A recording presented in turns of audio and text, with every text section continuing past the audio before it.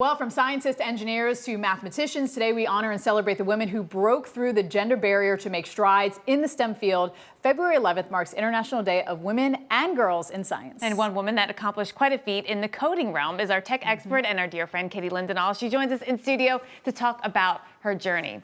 All right, so let's just start at the beginning. At what age did you know that you wanted to get into a science and technology field? Oh my goodness, I actually started coding when I was about 12, 13 years old, which I say that now, and my niece, she's 11, and she's like lapping me. So we've talked about this before. It was such a cool way to experience it at such a young age, to know that I wanted to be involved in technology. And at that time, it really wasn't as trendy or as cool. Were you exposed to this? Yeah. Like, how did you get into coding? How did this come about? And I think that's so key. You know, we had an old archaic dinosaur computer, but I discovered software and the behind the scenes of the hardware, and I was like, wow, this is like a whole other world. I became fascinated with it.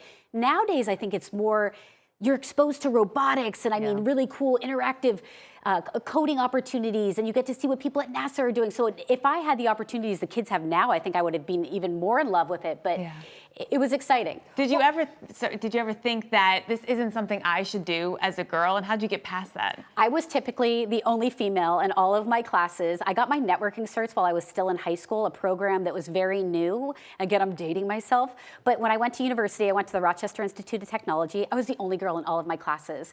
And I said, like, you take your differences and you use them as opportunities, and you get to stand out.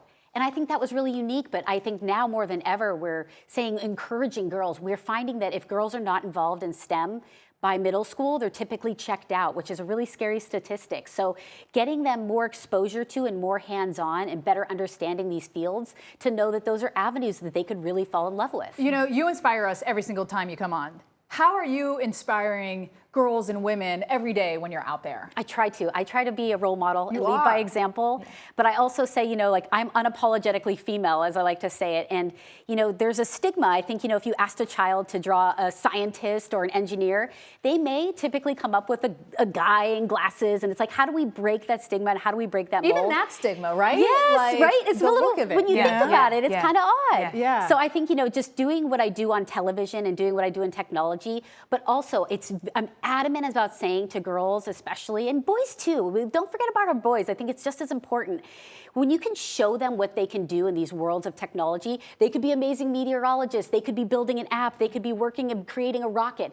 Don't tell them to go into computers and technology. Show them what they can be building and what they can be creating. And what they're interested in and how science is part of that. And get them exposure to that. I think it's being hands-on and also understanding what they don't like. I think that was one of the challenges in my world in technology. It's like, there's so many verticals in the computing world. What don't you like? Explore and get hands-on, and as much as you don't, as much as you do, find out and figure it out. And science is hard, it's challenging, there's a lot of math involved. Yes. How did you get past some of these obstacles? I think getting hands-on, again, I think was so key in finding out what I did and didn't like. I just keep going back to that notion. Were you a question asker? I mean, I literally spent all my math and science classes, I think I used up every office hour available of my professors. I wasn't a good test taker. And I think that was intimidating because I'm not somebody like, I think I get overwhelmed and it gives me anxiety, but I am good hands-on.